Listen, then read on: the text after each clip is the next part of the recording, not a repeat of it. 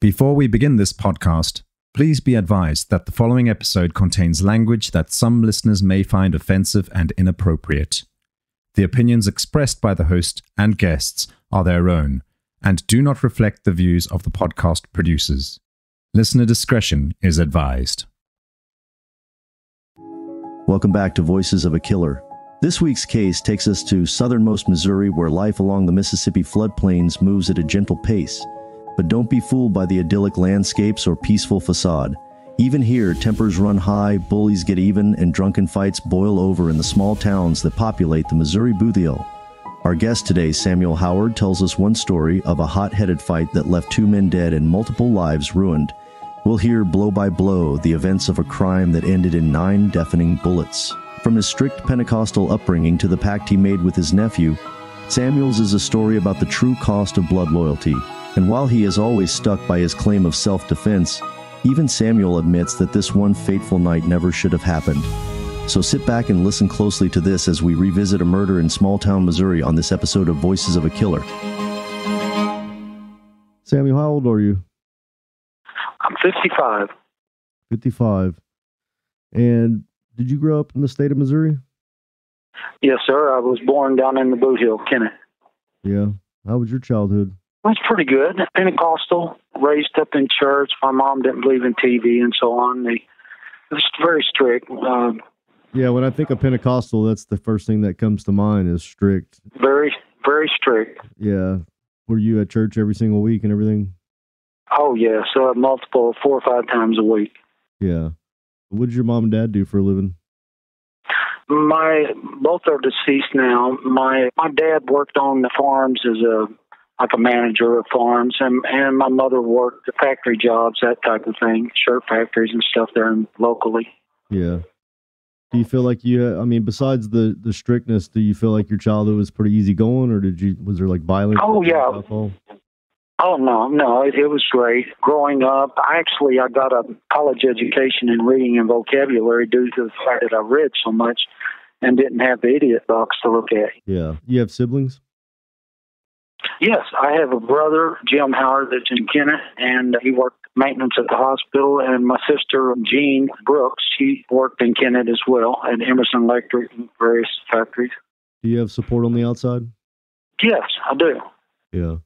Whenever you were kind of going into adulthood, how would you consider your demeanor as a person? Were you angry, violent? No, I had an alcohol problem. No, I wasn't angry or violent or any of that. I was what you would call a rugged individualist. I loved hunting and fishing and just the outdoors in general, boating, camping, you name it. I would have been the happiest to build a log cabin with a live spring nearby. Yeah. That type of thing. I'm that type of a person. If I can get out of prison, all I want to do is go to Southeast Alaska and live out in the bush, just live outdoor life. Sure. Whenever you were growing up, is that the kind of stuff you did? You hunted and... Oh, absolutely. Absolutely. A lot of it, yes. You probably missed that quite a bit, being around concrete and metal all the time. Yeah, I'm not used to the cities. I can't stand all the clutter and noise and lights and all that. So whenever you say rugged, you use the term rugged, would that also mean that you were kind of like a no BS kind of guy that you got into it with? I've always been type of guy that I give respect where it's given, and I will bend over backwards to help people. People like I can give you just a quick, for instance. There was a woman there in Kennett that had HIV, and she was trying to go see her dying mother, down in Memphis, Tennessee. Had no way, and obviously I expected nothing from this girl. I loaded her up in my truck, drove her all the way with my gas money, all the way down to see her dying mother at the hospital in Memphis. And my sister's the same way. My whole family's like that. We will go out of our way to help people. The Missouri Bootheel is a boot-shaped protrusion that juts out south of the state border. Arkansas in denial is what residents call themselves, and Bootheel as it is more similar to the character of the Old South than the Midwest. Once a hotbed for outlaws and bootleggers, life today revolves largely around agriculture and the church. Farms in the region prosper off the drained, fertile flat plains. And like Samuel's own Kennett, Many towns are centered around a prominent Pentecostal church. Raised here, in the sleepy rural town of Kennett, Samuel fondly recalls his happy upbringing. Although strict, his parents were salt of the earth folks, the kind of people who go out of their way to help others. Bootheel instilled not just a strong set of morals in Samuel, but also an affinity for the outdoors, one that's far removed from the concrete prison cell he finds himself in today. Hearing Samuel describe his background feels at odds with what I've read about his case so far. This isn't the voice you'd expect to hear from somebody who, just days before Christmas in 1991, shot 2 men dead. With that being said, and also kind of the demeanor in your voice, it doesn't sound like somebody that would have put a few bullets into 2 different people. No. And if not for the fact that they were trying to kill me and trying to kill my nephew, that it would not have occurred. It's interesting you say that because I have this court document pulled up in front of me. It's actually State versus Howard, and it gives me a lot of insight of what's happened to you. And I don't want to get quite into that yet. What I'd like to do is ask you, this occurred in 1991. How old would you have been? I was 23. 23 years old. So 23. What kind of work did you do at the time? I was working at roofing and construction work, and I was also cutting a lot of wood, selling cords of firewood and stuff on the side. Yeah. And you said you had a nephew who's actually your co-defendant. Yes. So your nephew is Stephen Allen Bowen, is that right? Yes. Yeah. How old was he at the time? He was about 24, 25. Okay, so y'all are actually close in age. Were y'all pretty close? You said it was your nephew, is that what you said? Yeah, I was actually closer with his brother, but the blood kin is still blood kin. Yeah. From my understanding, the reason I talk to you guys over the phone and get your side is because sometimes the news and these documents that I read they're either kind of misleading or 100% wrong or partly wrong or however you want to put it. And it's my understanding that your cousin actually got into an altercation without you first with the victims. Where was this at where you weren't involved first? Where was he at where he got involved with these 2 victims? He was at the south end, I believe it was, or Southern Kitchen, some bar out on the south side of town. And all I knew was that when he arrived at his brother's house, he just said that he had been attacked. So he comes to your brother's house, which is where you're at too. And whenever he comes in, did you see any marks on him, or he was just saying that I got attacked? There was actually a marked mouse under his young daughter's eye, and he was real mad about the fact that he said one of the guys had hit him while he was holding his daughter and pointed to the little bruise under her eye. But no, I didn't see no marks on him. You're telling me that his daughter got hit too? Oh yeah, she got hit, and basically the way he described it, he entered the bar to pick up a pie. It was like 2 days before Christmas. That the guy was like hiding behind the door, and he said the guy snuck up behind him and stole on him as he was trying to pass his daughter to this guy's wife. But rather than waiting for him to get his daughter out of his hands, the guy stole on him from behind and hit him. And once he was down, then they both got on him, according to my nephew. How come this court document doesn't mention the daughter getting hurt? I don't know. It would have been in testimony. It's in my trial transcript. Yeah, and I don't have that. Yep. So whenever your nephew, your co-defendant as well, Steve Bowen, came to the house, what were you doing that evening? Were you drinking? I had 2 or 3 beers. Me and his brother were sitting there with a guy named Rick Wadley talking about a roofing job. So we were getting ready to try to make a bid on a roofing job. So y'all were just doing work stuff. He comes over and whenever he tells you all that happened, was he saying like, hey, we need to go get these guys, or he was just telling you the story and you were like, hey, he was mad at the one in particular that he claimed had hit his daughter, Leah, and said, I want to whip his ass, basically. And he looked at me and his brother, and he said, but he looked more at me, saying, I need one of you guys to go with me and make sure it's a fair fight, that they both don't get on me like they did at that bar. And he's looking directly at me, and I, like an idiot, I said, okay. You know that, and that it's funny because you were just explaining you're basically living life, you're doing business, talking about a roofing job, bidding on it. Yeah. And that answer right there has changed your life forever. Oh, it did. It altered my entire life. It literally caused me to lose my family, lose my property, lose everything. I lost everything. And while I've always claimed my defense of self-defense, recognized that I should never have went there in the first place. Samuel's memory of December 23rd is steeped in regret. As it turns out, the beef with the two victims wasn't even his to begin with. It was Samuel's nephew Steve, who was caught up in an ongoing dispute with Terry Easley and Bear Luttrell. How that conflict started is uncertain, but we know that it escalated in the days leading up to Christmas Eve. Like a tinderbox, fights broke out repeatedly until one incident which Steve saw as the final straw. Early that evening, Terry and Bear had ambushed Steve when he entered the South End Tavern in town, and his daughter had been injured in the scuffle. To Steve, this was a step too far. He was determined to get even with the two men once and for all. When Steve asked Samuel to act as backup, Samuel tells me he agreed out of loyalty to his family.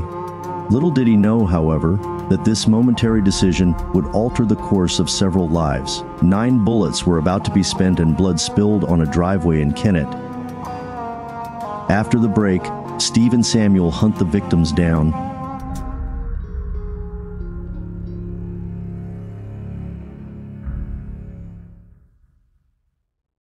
Well, there's some other stuff that I feel like, and I'm going to confirm later on, we're going to get deeper in this, but there's some other stuff that's kind of, it's a little bit pushed far, and you'll see what I'm talking about when we get there. But so you basically agree to this. I'm assuming you say yes, or does he have to talk you into it, or you pretty much, all right, let's go? No, I got in the car with him. I said, now you realize on the way up there, I said, now you realize that if he starts whipping your ass, I'm not just going to jump in and try to break it up, that you're going to take an ass whipping, because this guy outweighed him by quite a bit. And he's like, I realize that. And he said, but however, if I told him that I've had enough, I'd expect you to jump in and break it up. I said, well, if you tell him, if you say you've had enough and he continues to beat you, then I would try to get him off of you. But otherwise, I said, so so y'all had a pretty good talk about how this should work out when you get there, and obviously it was supposed to be a fist fight. That's all we went for. I understand. So obviously, you had this talk, and the problem is when there's anger and violence and stuff like that involved, you can't just plan it out like that. Other things happen. So I know it.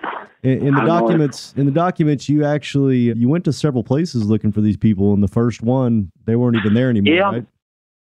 First one, we went right back to the bar where he said that they had attacked him. They were not there. Did you ever, after that first time, you get out of the car and you're pumped up and they're not even there, and you get back in the car, you don't kind of have like a little bit of a... Well, we didn't actually exit the vehicles, but we just drove through the parking lot. Okay. All right. Yeah.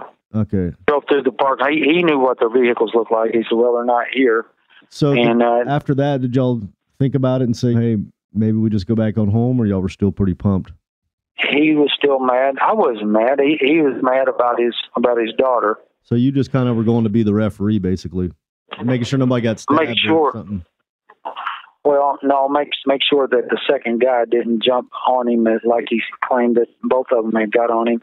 They were known as the town bullies. These two guys that I shot that night, they were known as the town bullies, and they had a reputation that both of them would get on a single individual. Well, they had a reputation. It's funny you say that. It's funny you say that, because I interviewed a gentleman in the same prison as you that he has a story that's the same, where this guy was the town bully, but this guy went over and chased him down and went to his house and walked into his house, and the guy shot him, but he's obviously in prison. But he said the same thing, the town bully. So were you not worried that maybe one of these guys would beat you up? No, I wasn't, to be honest. And no, absolutely not. So no, on this drive, are y'all in one vehicle together? Yes, we were in my nephew's Firebird. Is there somebody following you guys?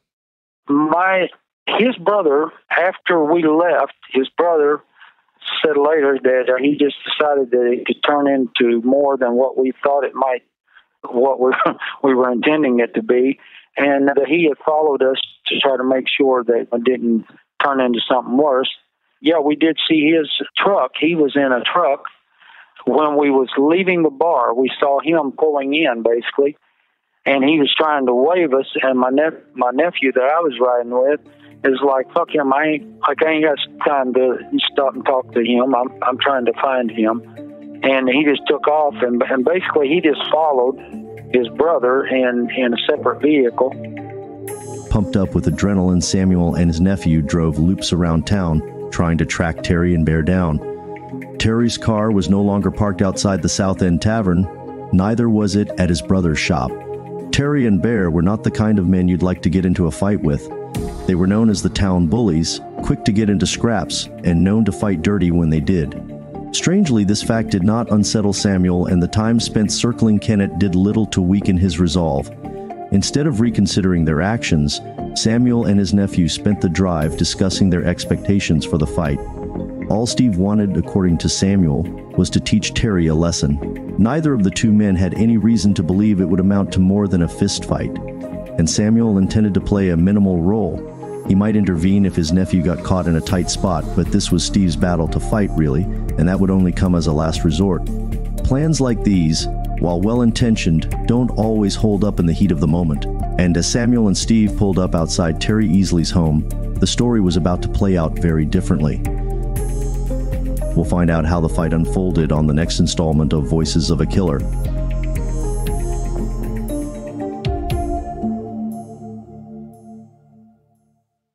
If you want to find out what happens next, right now, you can sign up at patreon.com/voicesofakiller. There you can find bonus content, early access, ad-free listening, and access to our chat community. So go to patreon.com/voicesofakiller to sign up now. Your support is what keeps us passionate about bringing these stories to you. That's a wrap on this episode of Voices of a Killer. A big shout out to Sonic Futures, who handled the production, audio editing, music licensing, and promotion of this podcast. If you want to hear more episodes like this one, make sure to visit our website at voicesofakiller.com. There you can find previous episodes, transcripts, and additional information about the podcast. Lastly, if you enjoyed this episode, please consider leaving us a review on Spotify, Apple Podcasts, or wherever you get your podcasts. Your feedback helps us improve and reach new listeners. Thank you for your support, and we can't wait to share more stories with you in the future. Thank you for tuning in. I'm your host, Toby, and we'll see you next time on Voices of a Killer.